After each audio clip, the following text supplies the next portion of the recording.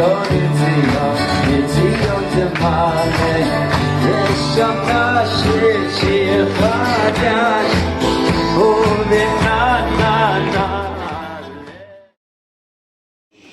hi everybody. Again, I apologize for being late. I have 3 pages of announcements, but only a few words per page.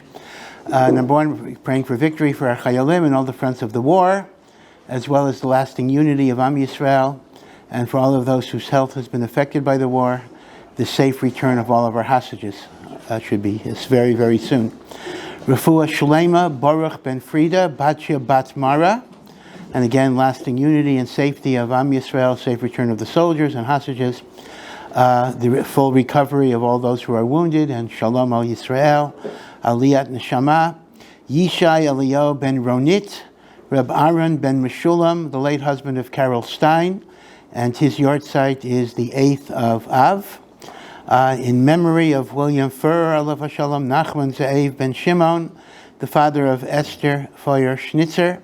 His yard site is on the 10th of Av. He came from Vienna after the Anschluss without his family, came to America alone, joined the 82nd Airborne to fight the Nazis, jumped into Normandy on D-Day. So he left the war zone and then rejoined as a soldier participating in the defeat of the Nazis. Baruch Hashem.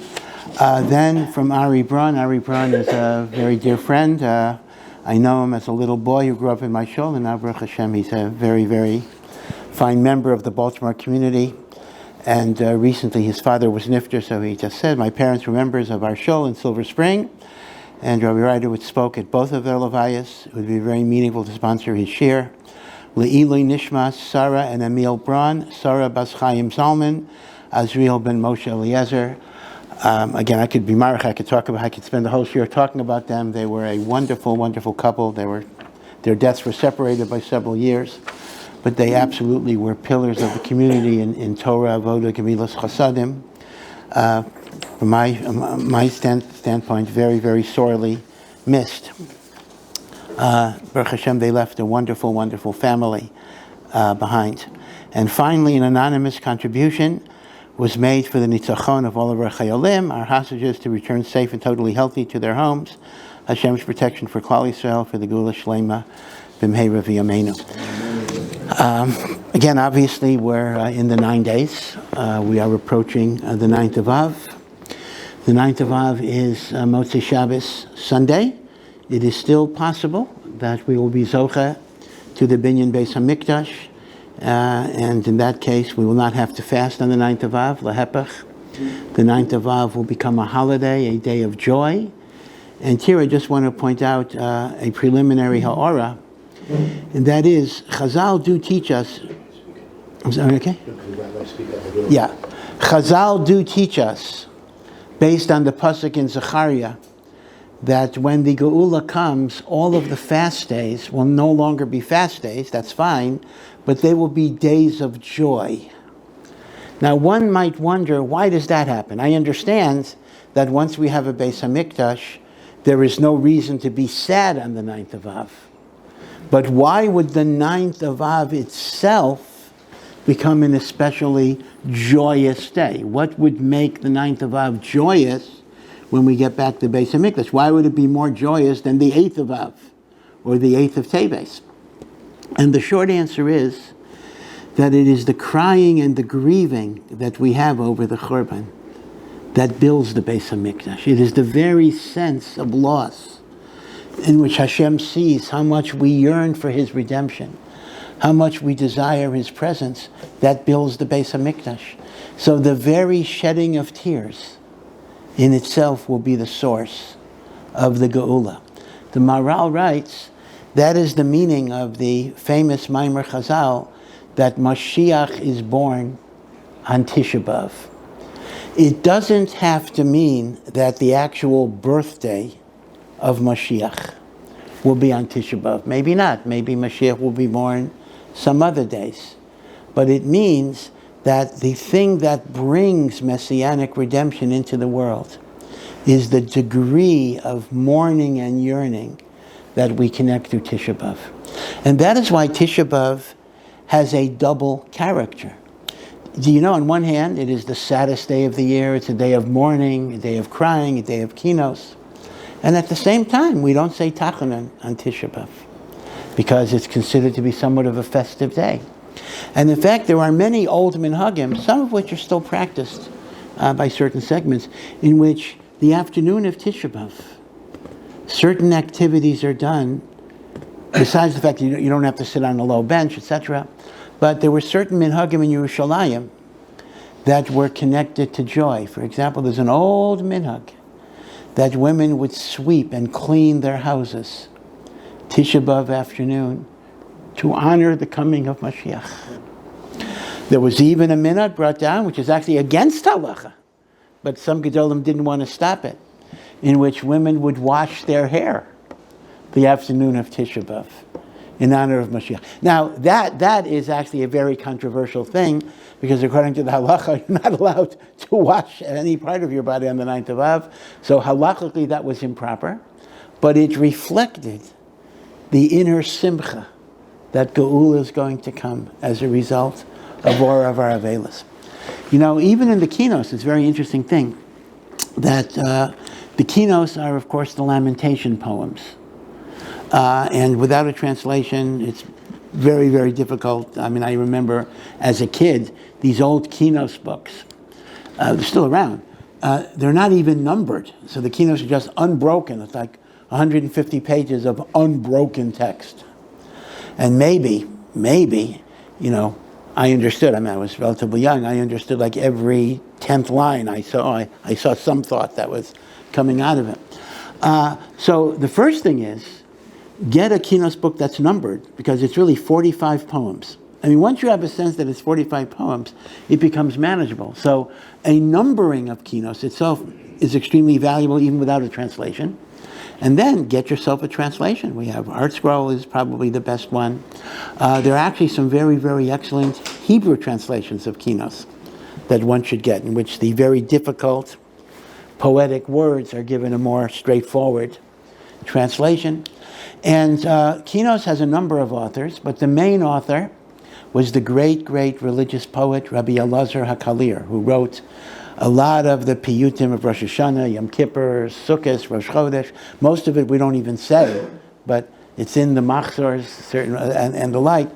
And Rabbi Eliezer HaKalir has a very, very complicated style. He brings in many, many midrashim. But unless you know the medrash, you wouldn't know it from the Kinot. So the commentaries have to tell you, oh, this is based on this medrash, this is based on this Gemara, this is based on this teaching. Very, very fascinating limud. But the point I want to make is this. Rabbi Eliezer HaKalir composed probably 60 or 70 Kinos for Tisha B'Av. But in our books, only 20 of them made it, meaning some congregations said other things, but the standard Kinos has 20 Kinos of Rabbi Eliezer HaKalir.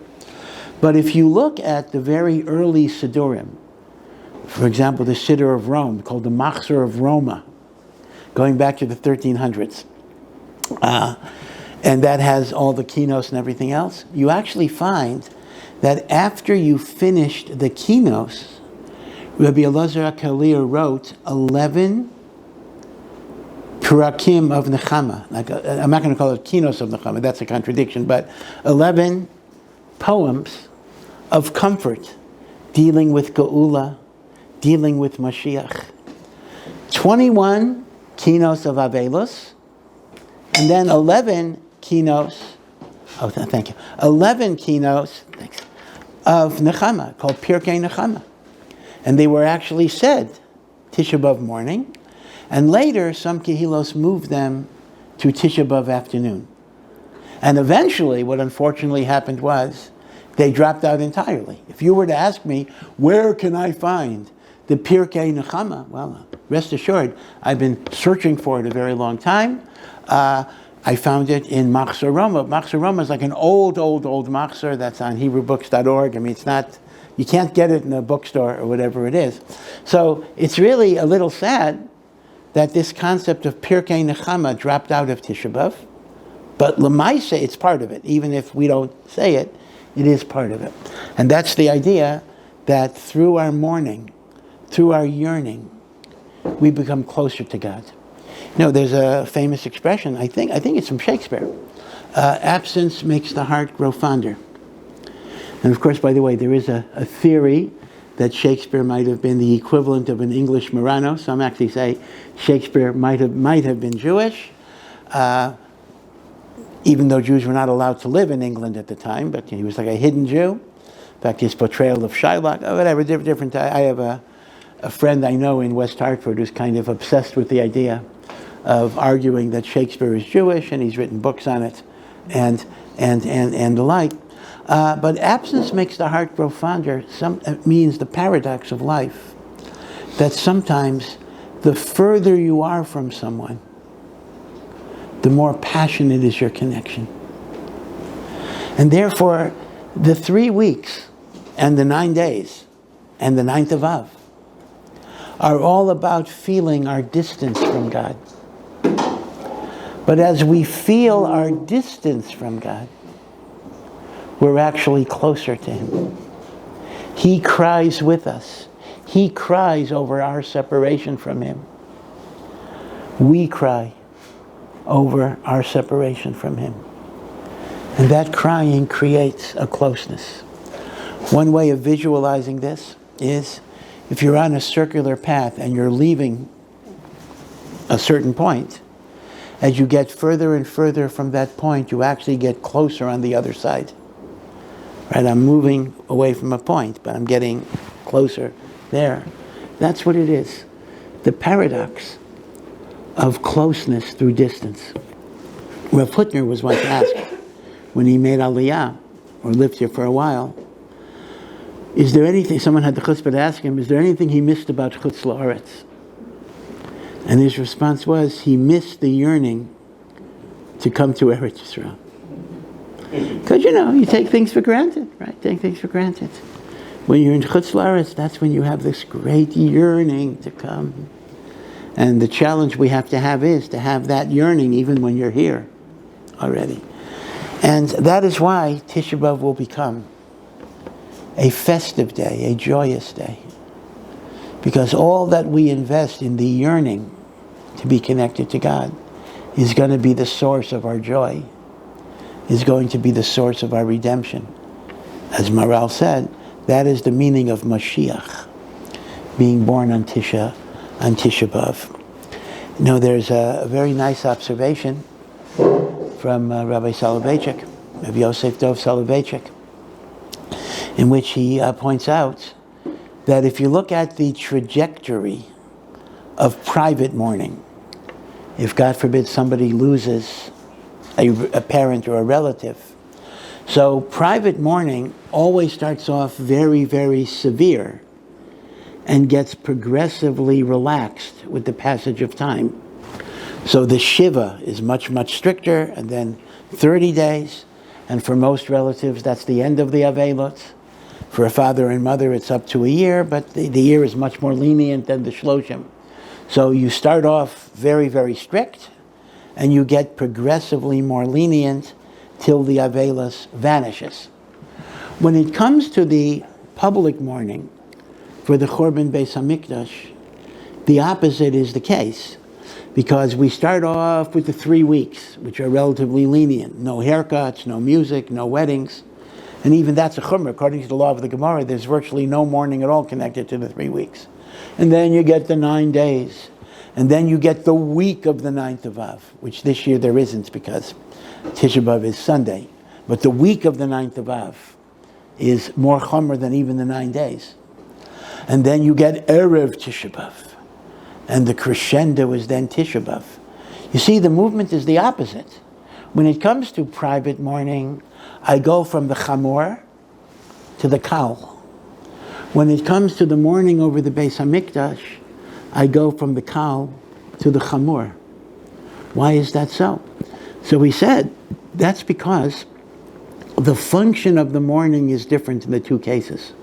When a person suffers a private loss, normally they are devastated. Their life is shattered. They feel they have no way of going on. They feel they want to give up their life sometimes. So Avelut is a gentle way of gradually acclimating you to be able to resume your life. So for 7 days, stay at home, people come to you. And then la'at, you put your toe in the water, you go out a little bit more, a little bit more. The laws of Avelis are very therapeutic. They're designed to give you a sense of healing in a gradual way so you could eventually rejoin life. That doesn't mean the pain ever completely goes away.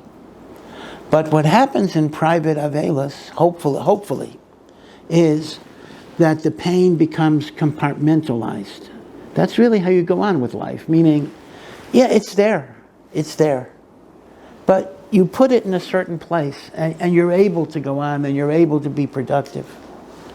That's extremely important. I'm not going to say halacha is all about psychology. There are many, many aspects besides the psychological.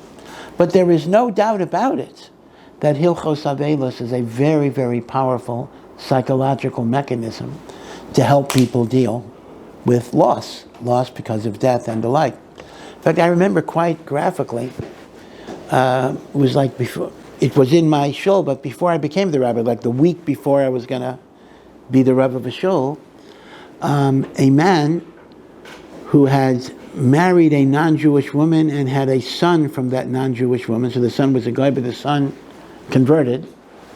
The son tragically died at the age of 10 or whatever it would be. So it was a bit of an awkward, it was the first levaya that I had to officiate in my shul. And it was kind of an awkward situation. The mother is not Jewish, etc. Yeah.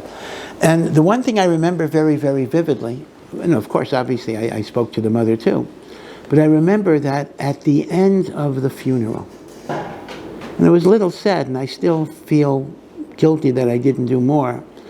The father sat down, beginning Shiva, and people surrounded the father. And I remember that the mother was all by herself, and she simply, because Shiva was not her ritual per se, and she was leaving. She just left. That was the end. It was a funeral. It was the end of her son's funeral, and that was it. And it made me realize, besides the halachas, of course she doesn't have to sit Shiva. That's not the issue. She's a non-Jew. But the idea is that how therapeutic Shiva is. Now, that's the private mourning. With the public mourning, it's exactly the opposite. We don't need to be taken out of our devastation. How many of us, and I include myself, are so devastated over the loss of the Beis HaMikdash that I can't go on? Right? I'm thinking that would be a new excuse a yeshiva student could offer why he didn't come to davening. I couldn't come to davening this morning. I couldn't get out of bed. I'm overwhelmed with the destruction of the Beis HaMikdash. I can't move. Well, try that, but it's not going to work so much. I mean, I read a rabbi once recounted that he saw some members of his shul who were extremely, very, very sad during the 9 days. And he went over to them and said, I know this is such a sad time, but Be'ezras Hashem, there will be geula, there will be redemption. And they said something like, well, we're really upset over the Yankees losing the game yesterday. Or another story, this is actually a very, very great story. This is written by an Orthodox university student in Germany in the 1800s. 1800s, there were, unlike Russia, Poland, there were Orthodox Jewish students who attended universities. That was Rav Hirsch's Shita, Torah im Derech Eretz. So he has a Jewish roommate, two Orthodox Jews, and Tisha B'Av is a long afternoon. So they're playing chess. Again, I can't blame them. It's a long afternoon. So they're playing chess, waiting for the fast to be over. And as they're in the middle of their chess game on Tisha B'Av, there's a knock on their door. And who's at the door? Their Protestant German professor. Very rigid, tall, thin, ramrod thin, wearing a black suit, very devout Christian. And the person says to them, he says, I am so sorry to come to you on your day of bereavement, on your day of sorrow. But I just want you to know that God will bring you redemption. And you should not cry anymore because good times are going to come. And this person writes later, he says, he was so embarrassed. He was so embarrassed because this professor obviously felt much more strongly about Tisha B'Av than they felt. And he took muster from that. He says, they were just waiting, the fast was long. They were just waiting for the fast to be over. So they're playing chess to kill some time. And here you have a man who is broken up with grief over the suffering of the Jewish people. So the point is, going back to Rav Soloveitchik, I'm just adding some stories as I go on. Going back to Rav Soloveitchik, we don't need to be taken out of our grief. We need to be put into our grief. That maybe by gradually increasing our restrictions and our limitations, perhaps we'll move into a sense of loss. We don't need to be taken out of our loss, in which case you go from the chamor to the cow. We need to get into our loss, in which you go from the cow to the chamor. And Rav Soloveitchik says that is why the trajectory of Abelos moves in that particular direction. Okay, so it's something to think about. We just don't know. The Gemara, the Medrash in Eicha is the Book of Lamentations, and there's a whole Medrash on the Book of Lamentations. The 9th of Av is a day in which we're not supposed to learn regular Torah subjects, because that brings us joy and happiness. But there's a lot of stuff we can learn. We can learn about the Chorban, we can learn the Book of Iyov, the Book of Job. We can learn Eicha, we can learn the Medrash of Eicha, we can learn in the Gemara the stories about the Chorban, Beis Hamikdash. You can even learn the laws of mourning, the laws of Abelos. Right? Those things are permitted. So in Medrash Eicha, it actually gives a story that Rabbi Yochanan would recount, I don't remember the numbers, but he would recount many, when he would go over the destruction of the temple, he would recount many bad events. Now the Gemara, the Medrash asked the question, Rav Yehuda Hanasi, who was much closer to the Chorban, he would recount many fewer events.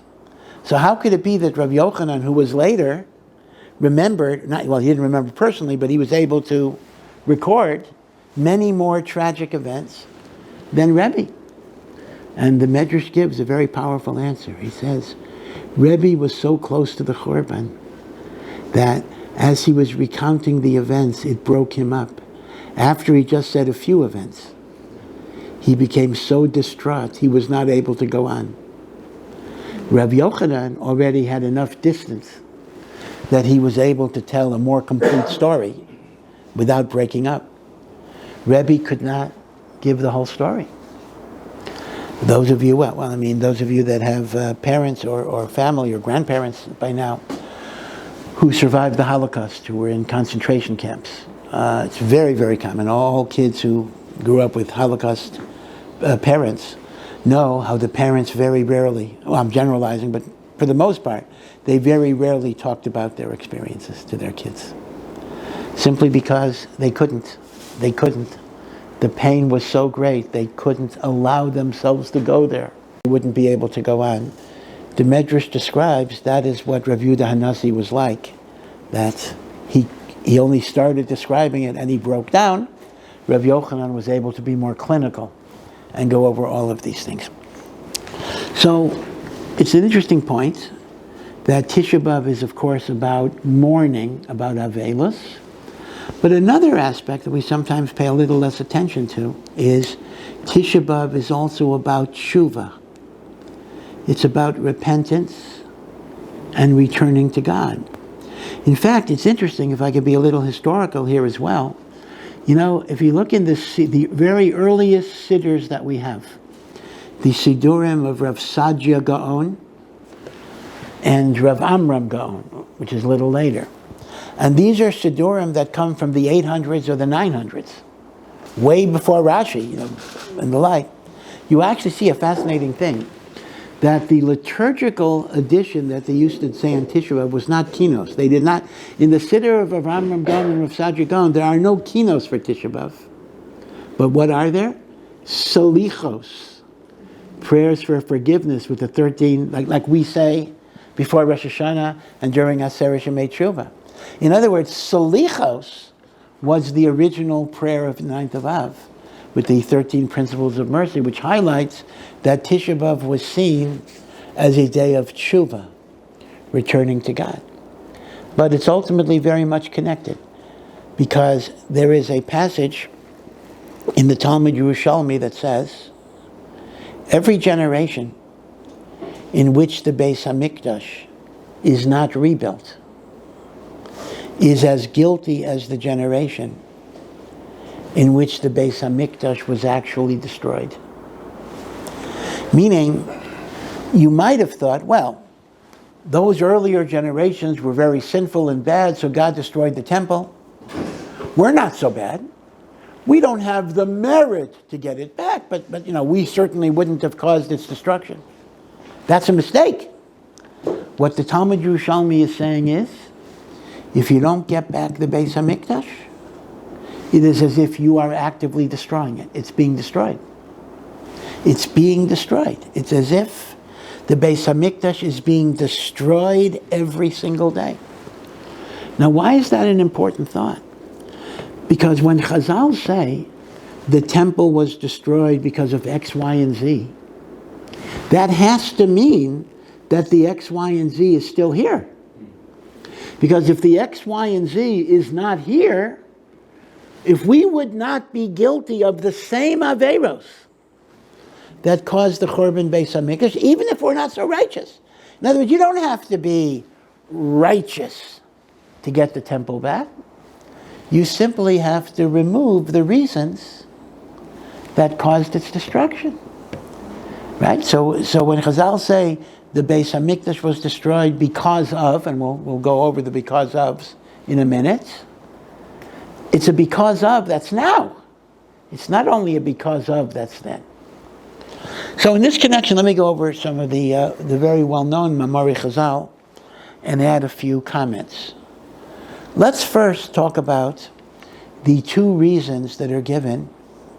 I mean, there are more than two, but I'm going to focus on two reasons that are given for the destruction of the first Beis HaMikdash on the 9th of Av by the Babylonians. And that is, reason number one, are the worst Averos. They were guilty of Avodah Zarah, idolatry, Gilui Arayos, sexual immorality, Shvichas Damim, murder, the worst of the worst of the worst. These are the three Averos which a Jew must give up his life before he transgresses. And the first Beis HaMikdash was Necharav because of Avodah Zarah, Gilui Arayos, Shvichas Damim. But then there's another Maimer Chazal, which seems to be much less of a sin. The first Beis HaMikdash was destroyed, the first, and it's clearly the first that it's talking about, because they didn't recite the brachos before Torah learning. It doesn't say they didn't learn, they learned. They didn't recite the brachos over the Torah learning. So the question is, number one, okay, that's not halachically proper, but the truth is, there's a machlokes. The Ramban says there's a Torah commandment to say brachos before you learn Torah. Most opinions say it's only drabanan anyway. But is that such an aveira for which there'll be a Churban Beis HaMikdash? And number two, why does the Gemara have to identify the seemingly lesser aveira of not making blessings over the Torah when you have the absolute worst of the worst of the worst? Avodah Zarah, Gilui Arayos, Shvichas Damim.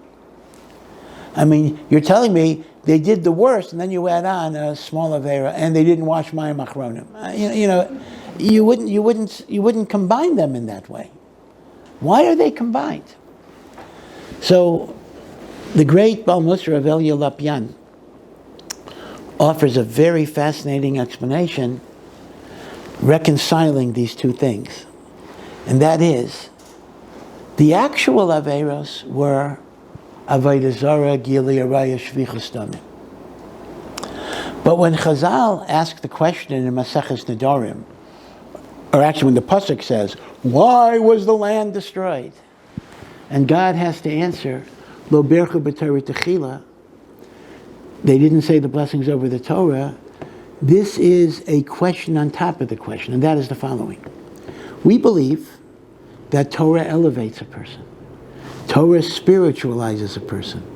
Torah brings a person closer to God. So the question is this: how could Jews who learn Torah be guilty of Avodah Zarah, Gilui Araya, Shvichus Damim? Meaning, when they said, why is the land destroyed? They're not asking, what is the sin? We know what the sin is. Avodah Zarah, Gilui Araya, Shvichus Damim. But the question is, how do they come to that sin? I mean, an example I'd give you is, let's say you're learning in yeshiva, and you have a very good morning seder, 4 hours of concentrated learning. Then you have an hour break or an hour and a half break. So you go into town, you do some rapes, pillages, bank robberies, and murders. But you make it back in time for afternoon seder. Unfortunately, not in the yeshiva world, but I'm saying, but actually sometimes that is actually the portrait of these serial murderers. They kind of have a normal life, and then they do their killings in the breaks. But, it might be an example. But the question is, doesn't the Torah do anything to you? How can you learn for 4 hours and then rape, pillage, and murder in your break? So, this is where Lo berchu b'Torah techila comes in, as explaining that even if you learn, it's not going to change you. Do you remember the beginning of Sefer Malachim? In the beginning of Sefer Malachim, David HaMelech, towards the end of his life, is shivering. He is cold. He is being covered with blankets, and the blankets do not give him warmth. And Chazal say, why was he punished with the blankets not giving him warmth? Because he didn't treat clothing with disrespect. When Shaul is pursuing him, and at one point Shaul went into a cave to relieve himself, he left his cloak outside, and David HaMelech was close enough to kill him, but he cut off a piece of the cloak, and then he showed Shaul from a hilltop, you see, I was this close to you, and why do you look at me as your enemy? But Chazal say the cutting of the garment was a sin, and he who treats clothing with disrespect will not get benefit from clothing. The clothing will not give him warmth. Things you treat with disdain, things you treat with disrespect, you will not get benefit from. So, if a wife sees her husband throwing around his clothes, she could tell him this Maimer Chazal. So, Revelia says, if it's true that if you treat garments with disrespect, the garments will not give you benefit, if you treat the Torah with disdain, the Torah will not elevate you. It will not sanctify you. So the concept of not making blessings over the Torah means they didn't treat the Torah as a gift. They learned Torah because they felt they had to, but they didn't feel it was precious enough that it merited a bracha. So Ravelia's point is, when the Gemara says the Beis HaMikdash was destroyed because they didn't make blessings over the Torah, it doesn't mean that was the sin that caused the destruction. The actual sin that caused the destruction was Avodah Zarah, Gilui Araya, Shvichus Damim. But how could they be capable of those sins if they were learning Torah? Answer, their attitude towards the Torah was not one of gratitude, love, respect. And therefore, the same way, if you treat garments poorly, the garments don't give you warmth. If you don't love and respect the Torah will not change you. And therefore, you could have a good morning Seder and then rape, pillage, and murder in the hour and a half in the afternoon. Now, this is actually, sadly, an important message for us, and that is Obviously, a Jew has to keep the mitzvot, that's for sure. But we have to endeavor in our lives to keep the mitzvot with enthusiasm, with joy, with passion, to look at them as a gift and a privilege, and not a burden. Because if chas v'shalom, we look at them as burdensome, it's not going to change us. It's not going to elevate us. It's not going to transform us. Just like lo bercha b'torah techila, they were capable of doing avodah zarah, gilei araya shvichus damim. So this attitude is a very, very big deal. Again, it's, Rav Moshe Feinstein, there's an old Yiddish saying, sheshver zu sein a Yid. So hard to be a Jew. And Rav Moshe Feinstein used to say, maybe with some exaggeration, that ruined a whole generation of the children of European immigrants.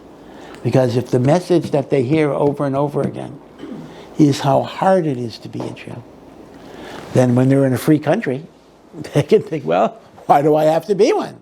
Well, I'm hearing every single day how hard it is. Pesach is hard, and Shabbos is hard, and of course in those days when the saying originated, it originated at a time in the United States when it was very hard to be a Jew. Much harder than the Harvard undergraduates who are crying because, I mean, it's not, I have rachmanis, but I do have rachmanis for what college students are going through on American campuses. But okay, it's not the Holocaust. It's not the Holocaust, and it's not even what Jews went through in the 1920s when they couldn't get jobs and the like. So as difficult as things might be, when the saying, it's hard to be a Jew, was coined, it was very hard to be a Jew. And yet, Rav Moshe Feinstein said, that kind of poisoned the message that was being communicated to the next generation. And that is why the children of the World War I, post-World War I immigrants largely became non-religious. Almost 100%. I mean, you're talking about maybe a very, very small percentage remained faithful. That's called the lost generation. That generation of the children of the World War I, pre-World War I, slightly post-World War I, almost have no affiliation. They're not even Reform. I mean, basically, at some point they got intermarried and they have disappeared from Judaism. That's why young Israel, people like, in the Haredi world in particular, people like to knock young Israel. But one has to recognize the vital role that young Israel played in reclaiming a small percentage of those youth. I mean, young Israel started precisely in that period of time because the older shuls were European immigrants, etc., and the young generation just weren't going to those synagogues at all. And young Israel created congregational singing. They created, more controversially, social dancing. Okay, I don't want to get into the justification of it. But they created different mechanisms that, with all of its failures, managed to bring at least a small number of people to be religious and observant Jews, passing it over to the next generation. So young Israel has an extremely important role in what you might call pre-yeshiva America, meaning after World War II, it was a different type of thing. Then many yeshivot were started, kollelim were started, etc. But prior to World War II, there were a few. There was Torah V'das, and there was YU, but not that many. And there were not that many day schools for sure on the elementary level. So young Israel was one of the main things that kept Orthodoxy alive. So even though people like to knock it, in fact, I know a rabbi, kind of a modern Orthodox rabbi, who told me with some truth, some sad truth, he says, the sign of his success is when his students no longer talk to him because he's too modern. Meaning, like, he made them religious. But then they go to yeshiva and they become, so observant. That guy, I'm not going to talk to him. He's too modern. So he said, I know that I'm successful when they don't talk to me anymore.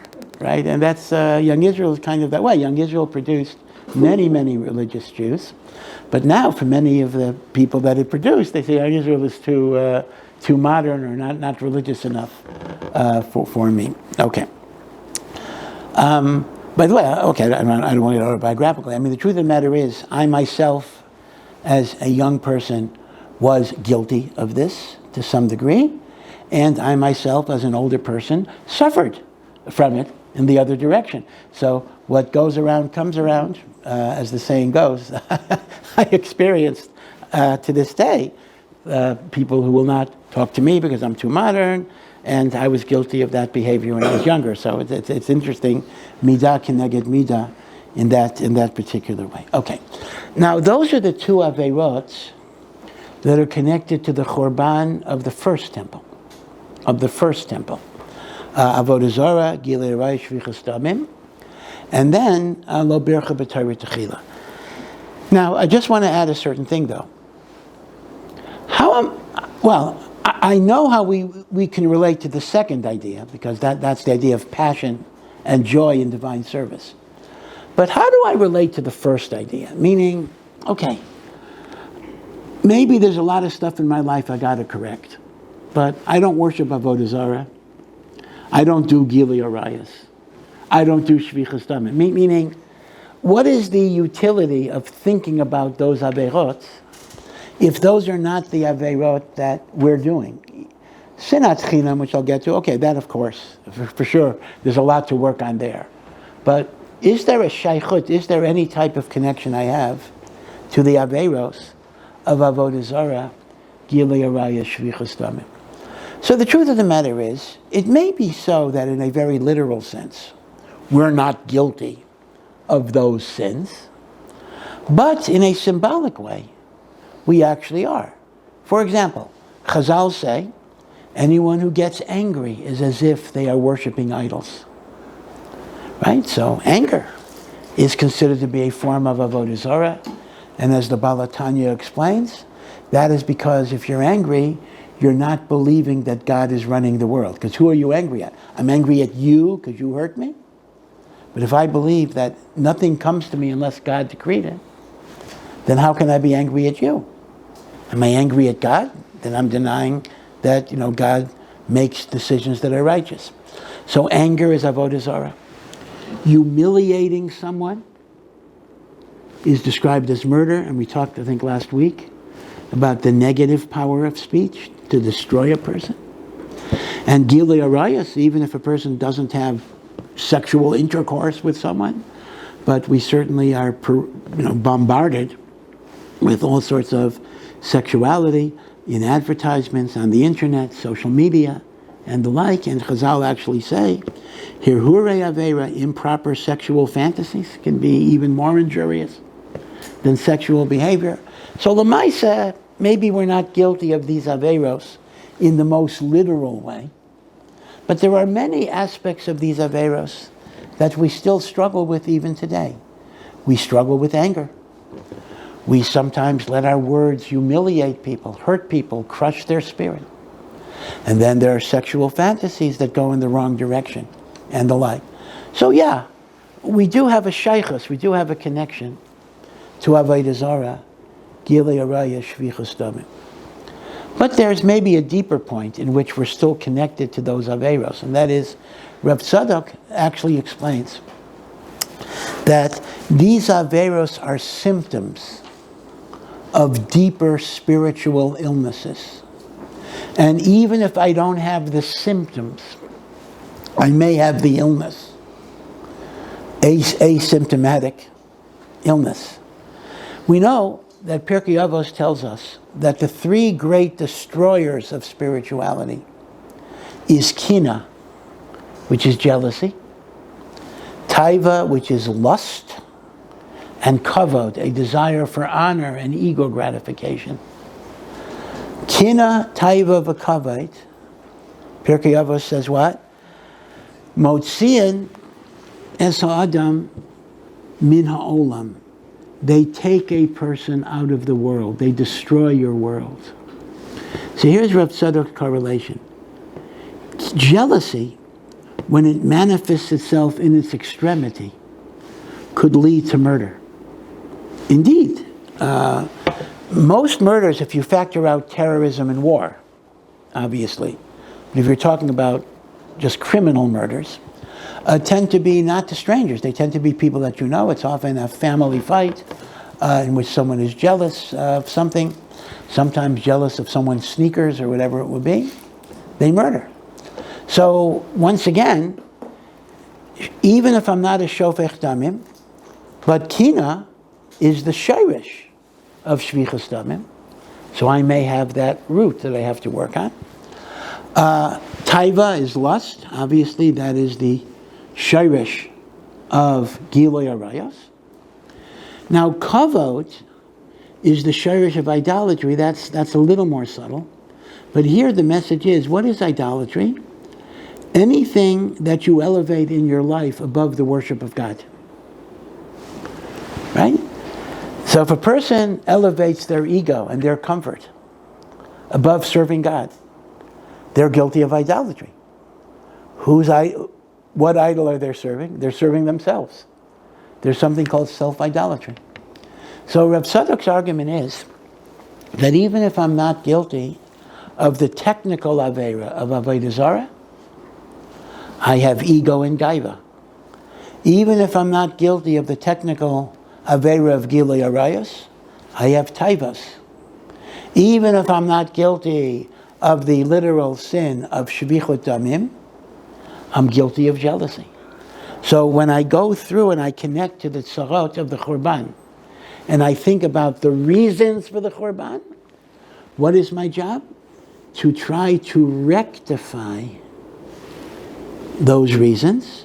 And as we said, once enough of us try to work to eradicate those reasons, the temple gets rebuilt automatically. You don't need a special merit for the Beit HaMikdash. You simply need to correct the flaws that caused the Churban. So those are the reflections or meditations that we can think about in connection to the first Beit HaMikdash.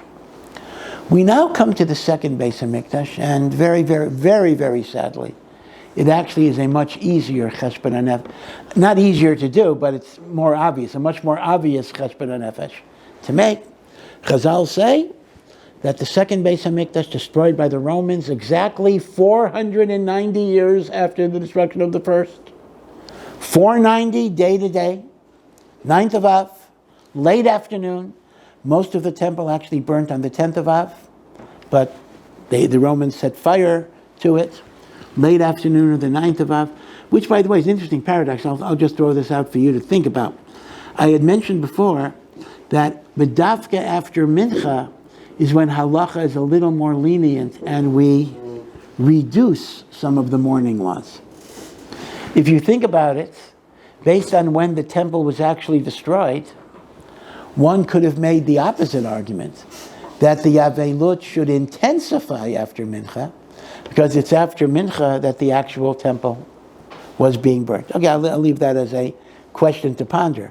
Halachically, we're more mekel, but in terms of the history of it, after Mincha was the Zman of the actual Churban Beis HaMikdash.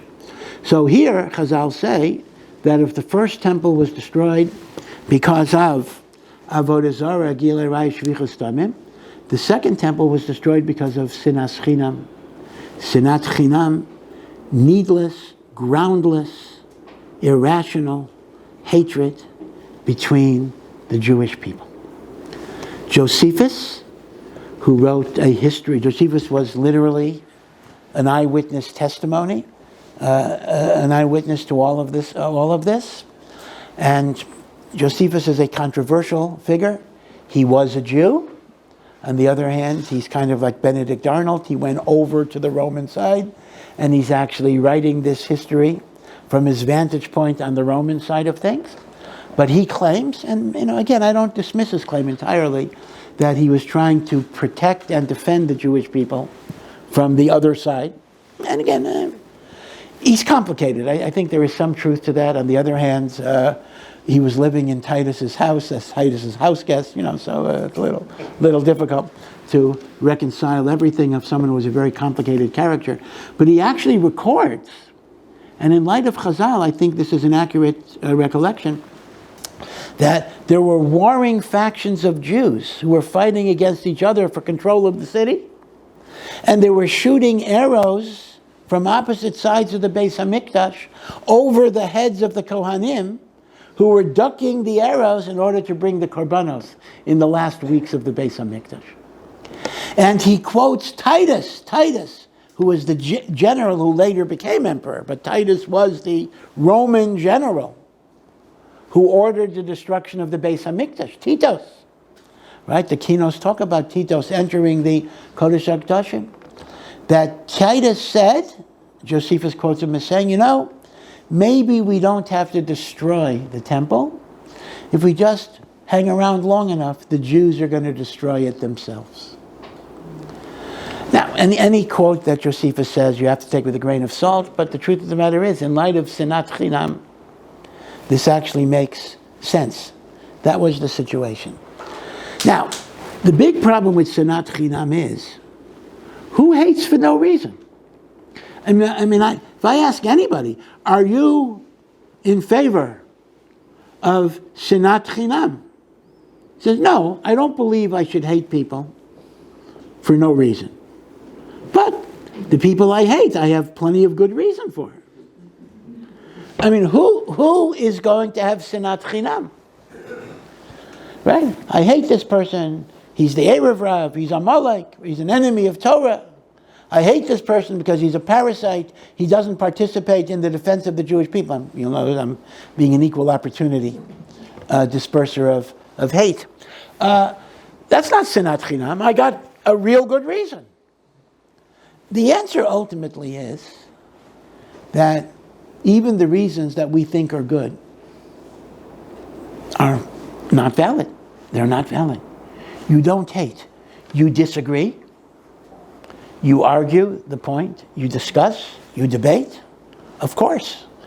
Avat Yisrael doesn't mean you roll over and compromise fundamental principles. Jews have a very long tradition of arguing. That is what the Babylonian Talmud is about. And of course, even before the Talmud, we argue, we discuss, we debate. Sometimes we compromise, and sometimes we can't compromise. That's 100% true. But that doesn't mean it degenerates into hatred. I can look at a person, or I should look at a person, even if their ideology is totally different than mine. And I can deeply believe their ideology is flawed and erroneous and even dangerous. But I can still respect their integrity of trying to find a good way in life, even if they're mistaken. And this is a very important avoda, which is very difficult, particularly in the state of Israel, in which you separate the idea from the person. Just like Bruria told Rabbi Meir, hate the sin and not the sinner. I can hate the idea or learn from it, either way. But that doesn't translate in hating the person.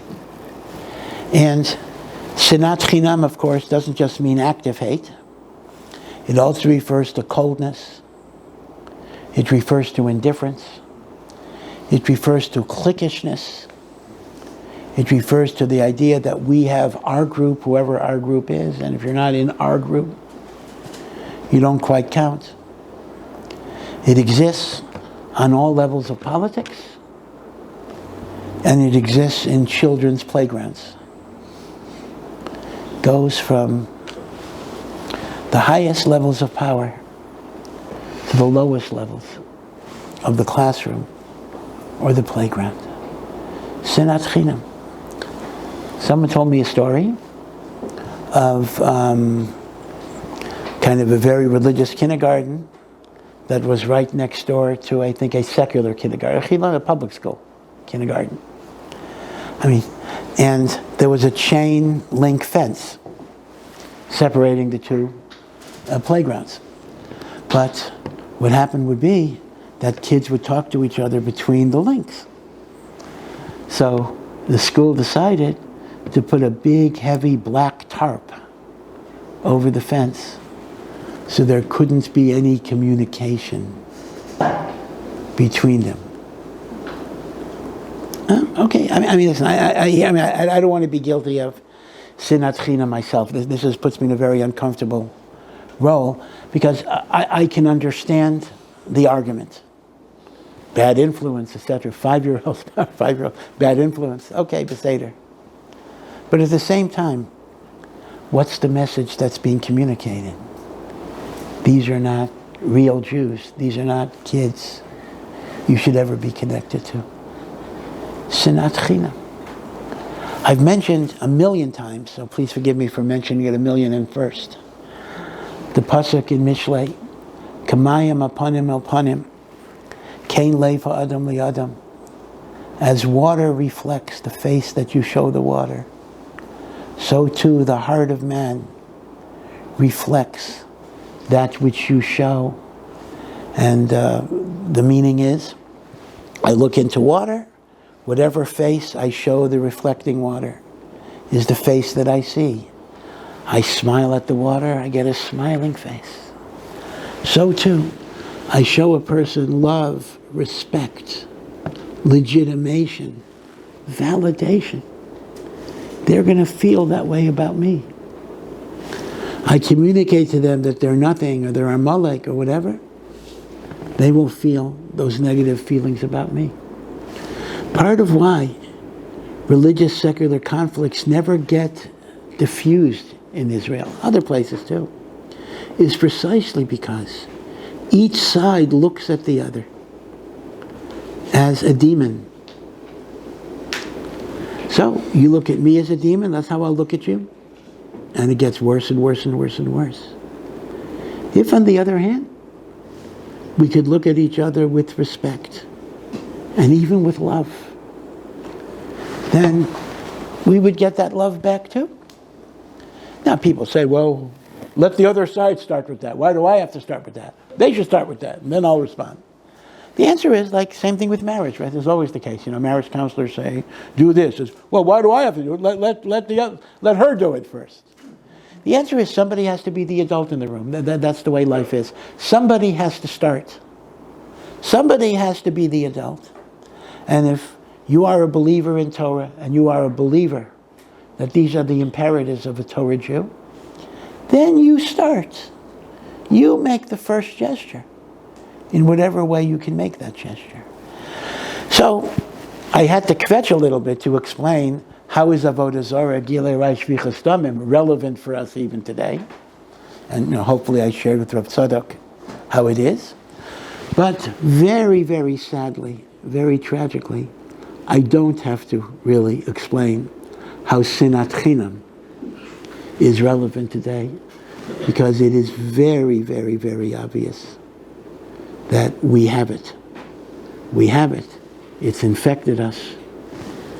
It's killing us in many, many ways. For a short time, a few months after October 7th, the great dark day of great tragedy to the Jewish people. But the silver lining in that tragedy was that for a short time, we seem to have been overcoming all of those blockages to our unity. If you remember before October 7, Israel is being torn apart by, and people don't even remember this, although it's coming back a little bit, judicial reform, Netanyahu's proposals for judicial reform. Now that sounds like an academic political issue. You have to remember, people were talking about, businesses were talking about leaving the country. There were some people on the left who were talking about civil war. They looked at this as something your mamas would make a civil war over.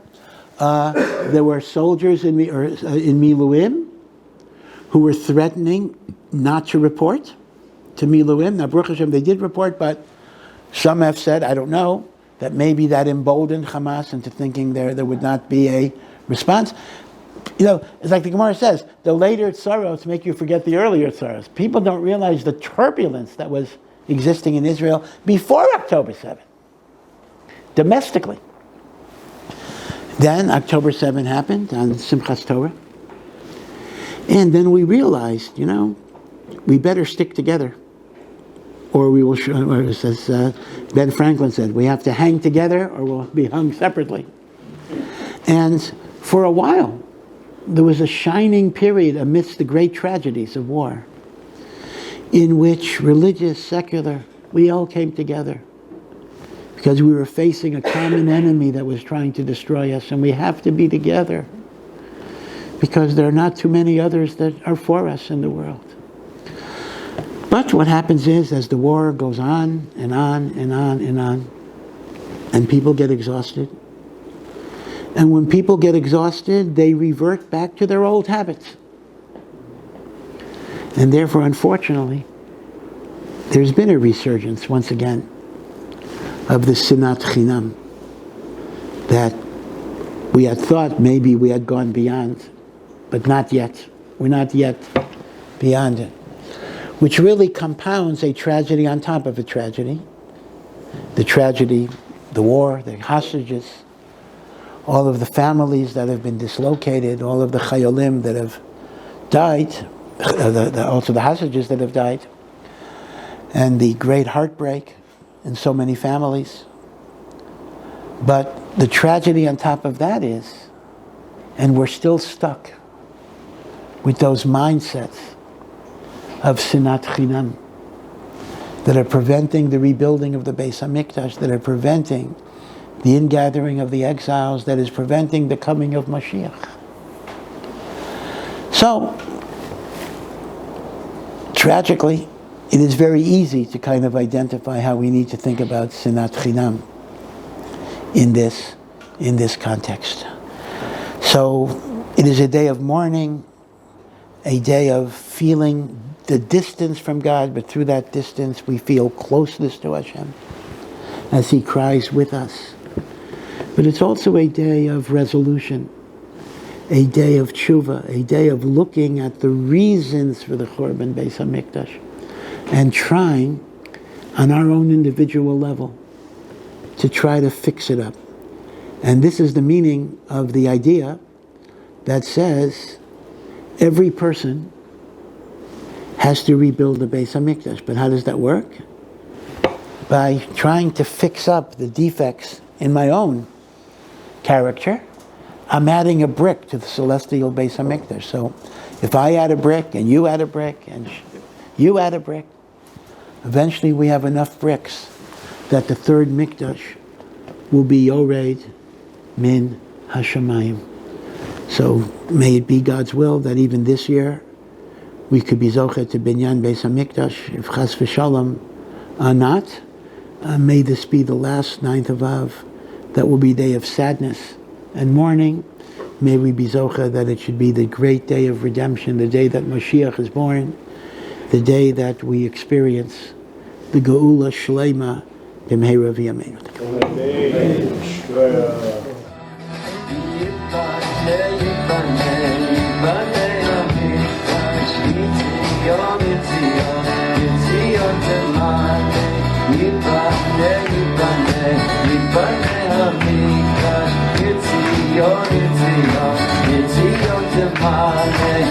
Neshamot shir shir chadash